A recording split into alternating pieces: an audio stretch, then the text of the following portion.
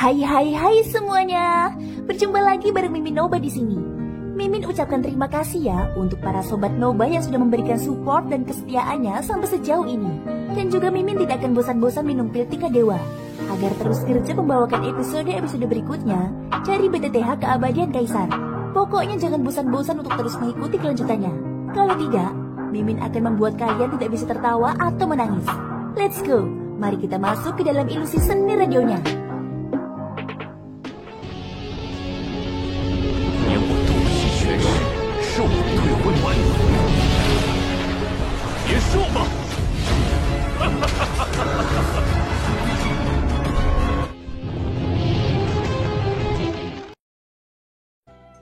Mengetahui bahwa tubuh Yin Ekstrim telah sepenuhnya terselesaikan, kekhawatiran di hati Murongsun akhirnya menghilang. Dia segera memasang senyum di wajahnya saat dia melihat ke arah Changsuan dan yang lainnya. Karena masalah ini sudah terselesaikan, Tetua Changsuan, aku yakin kalian semua seharusnya bisa kembali kan? Ucap Murongsun. Changsuan mendengus dingin karena tidak senang ketika mendengar ini dan hendak pergi bersama orang-orang di belakangnya. Namun saat dia bergerak, pemuda berambut putih di sampingnya tiba-tiba bergerak. Dia mendengus dingin, tatapannya tertuju pada Ling Bingsuang saat dia berkata dengan suara yang dalam. Meski begitu, Ling Bingsuang, kau tetaplah anggota klan Heaven Demon Poniku. Kau harus mengikuti aturan klan Heaven Demon Poniku. Jadi apapun yang terjadi, aku harus membawamu kembali hari ini. Begitu kata-katanya keluar dari mulutnya, kaki pemuda berambut putih itu menghentak tanah dengan keras. Sebuah kekuatan dahsyat langsung meledak, dan sebuah lubang seukuran cekungan segera terbentuk. Sosok pemuda berambut putih itu langsung menghilang. Dia telah tiba di depan Ling Bingsuang dalam sekejap mata dan meraih bahunya. Serangan mendadak pemuda berambut putih itu membuat Ling Bingsuang lengah sejenak. Namun Xiaoyan yang telah memperhatikannya tiba-tiba tersentak saat pemuda berambut putih itu tiba. Dia langsung mengaktifkan teknik gajah raksasa, dan origin ki dalam pusaran di tubuhnya dengan cepat beredar. Dalam sekejap dia muncul di depan Ling Bingsuang seperti hantu. Tangannya mengepal, dan di bawah kondensasi origin ki dan kekuatan, dia dengan kejam menghadapi telapak tangan pemuda berambut putih itu. Aku tahu kamu akan menyerang. Pemuda berambut putih itu tampaknya sudah menduga hal ini. Kekuatan dahsyat langsung berlipat ganda di telapak tangan yang telah diulurkannya ke depan. Begitu bertabrakan dengan tinju Xiaoyan, Xiaoyan terlempar dengan kekuatan yang tak terhentikan. Sebagai seorang ahli transformasi asal tingkat lanjut, Xiaoyan telah dikirim terbang oleh satu pukulan dari pemuda berambut putih. Dihadapkan dengan seseorang yang seusia, serangan Xiaoyan benar-benar tidak mampu menahan satu pukulan pun. Bagaimana ini mungkin? Murongsun menatap kosong ke arah Xiaoyan yang terlempar. Ketidakpercayaan memenuhi wajahnya. Tak lama kemudian, aura yang sangat menakutkan terpancar dari tubuh pemuda berambut putih itu. Baru saat itulah Murongsun dan Ling Bingsuang mengerti mengapa pemuda berambut putih itu dapat mengempaskan Xiaoyan hanya dengan satu serangan telapak tangan. Kultivasinya telah mencapai alam pengembalian asal, dan jika mereka tidak salah, ia mungkin mencapai ahli pengembalian asal tingkat akhir. Perbedaan tingkat kultivasi yang sangat jauh bukanlah sesuatu yang dapat diimbangi dengan kekuatan tempur. Meskipun Xiaoyan pernah mengalahkan seorang ahli pengembalian asal sebelumnya, itu hanyalah tahap awal. Namun kali ini benar-benar berbeda. Bahkan jika Xiaoyan menggunakan kekuatan penuhnya, dia tidak akan menjadi lawan dari seorang ahli pengembalian asal tingkat akhir. Ling Bingsuang tidak berminat untuk memperhatikan kultivasi pemuda itu. Yang dapat dipikirkannya saat ini hanyalah situasi Xiaoyan. Xiaoyan yang telah terlempar oleh pukulan pemuda berambut putih itu sekali lagi melangkah ke aula tamu dari luar. Debu memenuhi udara. Saat langkah kakinya bergerak maju, angin tak terlihat menyapu kabut debu. Xiaoyan, kamu baik-baik saja. Wajah cantik Ling Bingsuang langsung menunjukkan ekspresi cemas sembari melangkah maju. Xiaoyan hanya menyeringai padanya sebagai tanggapan, memperlihatkan deretan gigi yang diwarnai dengan darah segar. Setelah itu, tatapannya terus menatap pria berambut putih itu. Aku tidak pernah menyangka kalau kultivasimu sudah mencapai pengembalian asal tahap akhir. Ucap Xiaoyan. Bocah, karena kau telah menyentuh sesuatu yang bukan milikmu, aku akan membuatmu mengerti harga dari tindakanmu hari ini. Pemuda berambut putih itu mendengus marah. Tubuhnya langsung melesat. Dalam sekejap mata dia sudah tiba di depan Xiaoyan.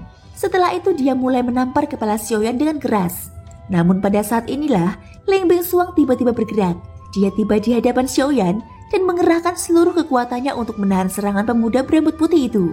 Namun perbedaan besar antara kultivasi mereka menyebabkan tubuh indah Ling Bingsuang langsung terpental.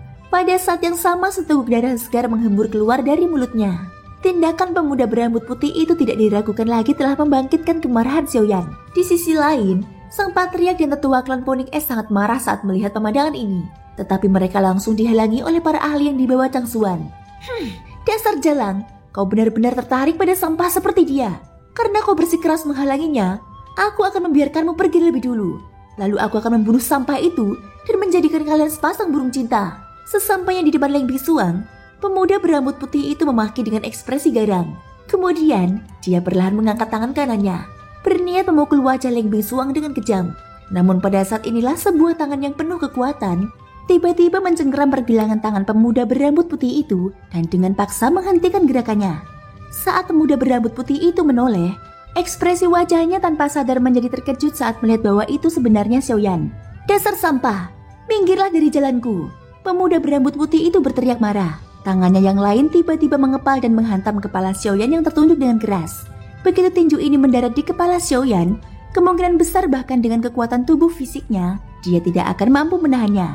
Namun pemandangan aneh kembali muncul. Pukulan pemuda berambut putih itu yang mengandung cukup banyak kekuatan, sekali lagi diblok oleh tangan Xiaoyan yang lain. Di bawah tatapan terkejut pemuda berambut putih itu, Xiaoyan perlahan mengangkat kepalanya, memperlihatkan wajah yang dipenuhi dengan niat membunuh yang liar. Setelah itu terdengar suara teredam yang sangat berat. Tubuh pemuda berambut putih itu terlontar tak terkendali ke belakang dan benar-benar menembus kubah aula tamu dengan kuat. Peristiwa yang tiba-tiba itu menarik perhatian semua orang di aula.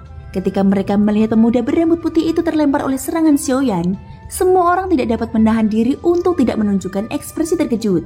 Mengingat kultivasi pemuda berambut putih itu, mereka tidak percaya bahwa Xiaoyan yang berada pada tahap transformasi asal tingkat lanjut akan mampu memaksanya mundur. Namun ketika tatapan orang-orang ini tertuju pada Xiaoyan, mereka terkejut saat mengetahui bahwa aura Xiaoyan telah mengalami perubahan yang sangat besar dalam sekejap mata. Kultivasi transformasi asal awalnya benar-benar meroket, mencapai pengembalian asal tingkat menengah dan bahkan mendekati tahap akhir. Dibandingkan dengan pemuda berambut putih itu, kultivasi Xiaoyan saat ini tidak berbeda dengannya. Apakah ini teknik rahasia? Tidak, ini bukan teknik rahasia. Ini pil. Tidak heran anak ini bisa mengalahkan ahli pengembalian asal dengan kultivasinya di alam transformasi asal. Jadi dia menggunakan pil yang bisa meningkatkan kultivasinya untuk sementara. Jika kita membiarkannya terus seperti ini, kemungkinan besar kultivasinya akan melampaui Feng Xiangyu. Haruskah kita menghentikan anak ini? Orang-orang ini memang layak menjadi anggota suku Ponik Iblis Surga. Hanya dengan sekali pandang, mereka dapat melihat beberapa petunjuk pada tubuh Xiaoyan. Namun ketika orang-orang ini ragu-ragu apakah mereka harus campur tangan, tubuh Feng Xiangyu tiba-tiba melintas di atas kubah yang telah ditembus oleh tubuhnya. Dia tiba di depan Xiaoyan dalam sekejap mata. Wajahnya ganas saat cakarnya menghantam kepala Xiaoyan dengan keras. Aku ceroboh dan benar-benar melupakanmu. Sepertinya kau bahkan lebih buruk dari yang kubayangkan. Kau benar-benar mengandalkan pil untuk meningkatkan kekuatanmu. Mati saja. Serangan Feng Xiangyu sangat dahsyat. Cakar tajamnya terbungkus dalam origin ki dan dengan kuat merobek ruang. Dalam sekejap, cakar melengkung Feng Xiangyu telah mendekati wajah Xiaoyan. Namun Xiaoyan tidak panik menghadapi serangan Feng Xiangyu. Ia membungkuk dan mengangkat Leng Bisuang sebelum Feng Xiangyu dapat menggapainya. Ketika ia menundukkan kepalanya dan melihat jejak darah di sudut mulut Leng Bisuang, niat membunuh di mata Xiaoyan menjadi semakin tajam. Kau sedang mencari kematian. Melihat Xiaoyan berani mengabaikan serangannya, ekspresi Feng Xiangyu berubah. Dia tidak bisa menahan diri untuk tidak mengutuk dengan marah. Sejak dia masih muda, selain beberapa orang di klan, tidak ada yang berani memperlakukannya dengan penghinaan seperti itu. Xiaoyan bisa dikatakan yang pertama, tetapi dia pasti akan menjadi yang terakhir. Dengan pemikiran ini, serangan Feng Xiangyu menjadi lebih ganas. Feng Xiangyu bahkan tidak menoleh untuk melihat saat cakarnya menyapu. Dia yakin bahwa Xiaoyan tidak akan bisa bertahan hidup di bawah serangannya. Kau terlalu percaya diri. Kau pikir kau bisa melawanku dengan mengandalkan pil? Feng Xiangyu menundukkan kepalanya dan mencibir. Pada saat yang sama dia melirik tangannya yang baru saja mencengkram kepala Xiaoyan. Ketika dia melihat tangannya tidak berlumuran darah sedikit pun, matanya sedikit terkejut. Tidak ada sedikit pun jejak darah di telapak tangannya yang putih. Dan serangan tadi tampak sangat mudah. Seolah-olah Xiaoyan telah meledak menjadi ketiadaan di bawah cakarnya. Namun Feng Xiangyu juga tahu bahwa bahkan jika Xiaoyan telah tewas, tidak mungkin tidak ada jejak darah yang tertinggal. Feng Xiangyu menoleh untuk melihat. Memang di belakangnya ada sosok ilusi yang hancur dan perlahan menghilang. Benda yang ditembusnya hanyalah kepala sosok ilusi ini. Sedangkan tubuh Xiaoyan yang sebenarnya, dia sudah meninggalkan tempat itu bersama Leng Bisuang ketika cakar Feng Xiangyu mendarat. Bagaimana ini mungkin? Melihat kejadian ini, Feng Xiangyu semakin terkejut. Awalnya dia mengira bahwa dia telah membunuh Xiaoyan, tetapi ternyata itu hanya bayangan. Segera setelah itu, Feng Xiangyu merasakan aura yang dipenuhi dengan niat membunuh. Ia segera berbalik dan melihat Xiaoyan yang berada di sudut aula. Dengan lembut meletakkan tubuh Leng Bingsuang di atas meja dan memberinya pil. Baru kemudian Xiaoyan perlahan mengangkat kepalanya. Sepasang mata hitam pekat yang acuh tak acuh itu menatap Feng Xiangyu dengan tenang. Feng Xiangyu mendengus dingin. Kali ini bahkan dengan temperamennya, dia tidak berani bertindak gegabah. Dia bisa dengan jelas merasakan bahwa kekuatan Xiaoyan tidak lagi kalah darinya. Bahkan itu bahkan samar-samar menunjukkan tanda-tanda lebih unggul. Meskipun kekuatan ini hanya sementara, selama Xiaoyan memilikinya, itu berarti Xiaoyan memiliki kekuatan untuk bertarung setara dengannya. Di sisi lain, tepat saat orang-orang di pihak Changsuan hendak turun tangan, mereka dihentikan oleh orang-orang yang dipimpin oleh Murongsuan. Murongsuan tahu bahwa ayahnya harus menghadapi Changsuan. Oleh karena itu, orang-orang yang tersisa hanya bisa diserahkan kepadanya untuk dihadapi. Sedangkan untuk pihak Xiaoyan, setelah melihat kondisi Xiaoyan saat ini, Murongsuan yakin bahwa orang yang bernama Feng Xiangyu itu akan menderita. Karena tidak ada seorang pun di kedua belah pihak yang dapat ikut campur dalam pertarungan antara keduanya, Xiaoyan tentu saja dapat dengan sepenuh hati menghadapi pemuda berambut putih di hadapannya. Aku tidak menyangka seorang sampah dari wilayah barat sepertimu memiliki pil yang dapat meningkatkan kultivasi seseorang secara signifikan. Wajah Feng Xiangyu menunjukkan ejekan saat dia menatap Xiaoyan di seberangnya. Mulutnya berulang kali mencibir. Tatapannya terus-menerus mengamati ekspresi Xiaoyan. Jika dia dapat memengaruhi kondisi mental Xiaoyan, itu pasti akan menjadi hal yang baik baginya. Namun Xiaoyan tidak mengomentari kata-kata Feng Xiangyu. Tatapan acuh tak acuhnya menyapu tubuh Feng Xiangyu sambil mencibir. Kau terus memanggilku sampah, karena kau begitu meremehkanku. Bukankah kau masih berdiri di sini bersamaku? Ucap Xiaoyan. Wajah Feng Xiangyu tanpa sadar berkedut saat kata-kata ini diucapkan. Dia baru saja akan membuka mulutnya untuk mengumpat ketika Xiaoyan di sisi yang berlawanan tertawa dingin. Kaki Xiaoyan menghentak keras ke tanah. Kekuatan liar dan dahsyat tiba-tiba tercurah seperti letusan gunung berapi. Tubuh Xiaoyan juga menghilang dalam sekejap. Segera setelah itu, dia sudah tiba di depan Feng Xiangyu.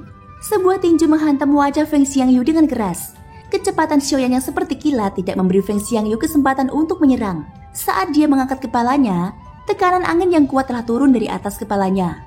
Seluruh tubuhnya tampak tertekan di bawah gunung, membuatnya sulit untuk bergerak. Oleh karena itu, pukulan Xiaoyan ini dapat dikatakan telah menghancurkan wajah Feng Xiangyu. Saat pukulan itu mendarat, seluruh wajah Feng Xiangyu langsung berubah bentuk. Darah segar menyembur keluar dari seluruh wajahnya. Rasa pusing muncul di benaknya. Seluruh tubuhnya terlempar ke belakang tak terkendali. Dia menghantam pilar batu di aula dengan keras, menghancurkannya berkeping-keping. Melihat wajah Feng Xiangyu benar-benar terlempar oleh pukulan Xiaoyan, beberapa ahli dari suku Heaven Demon Phoenix tidak bisa lagi mempertahankan ketenangan mereka. Bajingan, kau sedang mencari kematian. Sambil mengumpat, sosok mereka bergegas maju, ingin menjatuhkan Xiaoyan. Namun saat orang-orang ini bergerak, Murong Hao dan sekelompok tetua dari klan Murong di depan mereka segera melangkah maju dan menghentikan orang-orang ini. Pada saat yang sama, Xiaoyan tidak berhenti. Sebelum Feng Xiangyu sadar kembali, sosok Xiaoyan sekali lagi muncul di depannya. Dia melambaikan tinjunya dan dengan kejam menghancurkan tubuh Feng Xiangyu di depan pilar batu yang rusak. Satu pukulan demi satu. Di aula, suara getaran tidak berhenti. Tubuh Feng Xiangyu terkubur dalam reruntuhan aula di bawah tinju Xiaoyan. Setiap kali tinju Xiaoyan mendarat, akan ada suara benturan yang tumpul. Aula di depan semua orang yang hadir juga sedikit bergetar. Pada saat ini semua orang dari suku Heaven Demon Phoenix merasa sangat cemas. Para petinggi telah mengirim mereka ke sini untuk memastikan keselamatan Feng Xiangyu. Tetapi sekarang, Feng Xiangyu diserang dengan kejam oleh seorang manusia tepat di depan mereka. Mereka hanya bisa menyaksikan dengan tidak berdaya. Pada saat ini, mereka hanya bisa berharap agar efek obat dalam tubuh Xiaoyan segera menghilang. Jika sesuatu terjadi pada Feng Xiangyu, kemungkinan besar semua orang yang hadir akan membayar harganya dengan nyawa mereka. Suara ledakan keras terus terdengar. Setiap kali tinju Xiaoyan mendarat, rasanya seperti menghantam jantung mereka. Pada saat tertentu, bahkan Changsuan yang tenang dan tidak bergerak akhirnya tidak dapat mempertahankan ekspresi di wajahnya. Dia tidak pernah menyangka bahwa Feng Xiangyu tidak akan bangun setelah dipukul oleh tinju Xiaoyan. Hanya dari titik ini saja, manusia bernama Xiaoyan telah jauh melampauinya. Tak lama kemudian bibir Changsuan sedikit terbuka.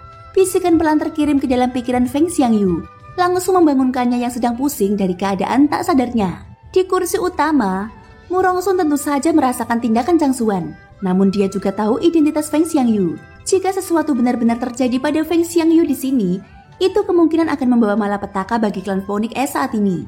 Jadi sebelum itu terjadi, dia sama sekali tidak bisa membiarkan apapun terjadi pada Feng Xiangyu.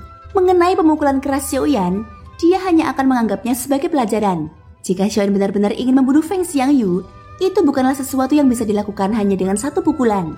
Mengingat temperamen Xiaoyan, meskipun amarah telah memenuhi hatinya, dia masih mengerti dengan jelas bahwa dia sama sekali tidak bisa membawa malapetaka bagi klan Wurong dengan alasan yang tidak perlu. Setelah menjelajahi benua selama bertahun-tahun, temperamen dan pengalamannya sudah tak tertandingi oleh orang biasa. Dia sangat jelas tentang hal ini. Hal ini membuat Mu Rongsun merasa jauh lebih tenang. Itu juga salah satu alasan mengapa Chang Xuan tidak menghentikan Xiaoyan ketika dia melihat Feng Xiangyu dipukuli dengan kejam. Begitu kesadaran Feng Xiangyu pulih, tinju Xiaoyan langsung diblokir oleh satu tangan. Namun meskipun Feng Xiangyu sudah pulih, tinju Xiaoyan yang lain mendarat dengan keras dengan momentum yang lebih dahsyat. Tubuh Feng Xiangyu benar-benar terbanting ke tanah. Ketika Xiaoyan berdiri dengan wajah tanpa ekspresi, seluruh aula menjadi sunyi senyap. Suasananya tampak aneh dan serius. Pandangan semua orang tertuju pada tubuh Xiaoyan secara serempak. Tiba-tiba, tanah aula itu terkoyak oleh kekuatan yang mengerikan. Sinar cahaya keemasan melesat keluar dari celah-celah. Dan dengan teriakan yang menggetarkan bumi, seekor burung besar tiba-tiba terbang keluar, menelan Xiaoyan dalam sekali teguk. Kemudian, burung itu menghancurkan kubah aula itu sepenuhnya dan bergegas keluar dari kastil kuno. Manusia, hari ini aku akan melahapmu seluruhnya. Saat teriakan itu terdengar lagi, Feng Xiangyu yang telah menunjukkan wujud aslinya menggigit dengan keras, berniat untuk menghancurkan Xiaoyan di mulutnya. Namun kenyataan tidak sederhana yang dibayangkan. Cahaya keemasan yang menyilaukan menyelimuti tubuh Xiaoyan saat origin Qi yang kuat mengalir keluar gelombang demi gelombang. Efek dari pil tulang naga terus merembes keluar. Meskipun kekuatannya tidak cukup bagi kultivasi Xiaoyan untuk menembus belenggu alam pengembalian asal, itu sudah cukup untuk membuatnya tak terkalahkan di alam pengembalian asal. Ditambah dengan kecakapan bertarungnya sendiri, Feng Xiangyu tidak lagi menjadi ancaman baginya. Xiaoyan mengerahkan seluruh tenaganya untuk menampilkan keterampilan gajah raksasa. Sosok ilusi besar berdiri di antara langit dan bumi seperti gunung. Segera setelah itu, di depan mata binatang buas Feng Xiangyu yang besar, kedua tangan Xiaoyan mengangkat tubuh Feng Xiangyu dari leher seolah-olah dia sedang membawa seekor ayam mati. Xiaoyan mengerahkan seluruh tenaganya dan dengan keras membantingnya ke tanah terbuka yang luas di kota. Thank you guys sudah mendengarkan ceritaku di episode kali ini sampai akhir. Ikutin terus kelanjutan episode berikutnya ya. Semoga hari kalian menyenangkan. Sampai jumpa dan bye-bye.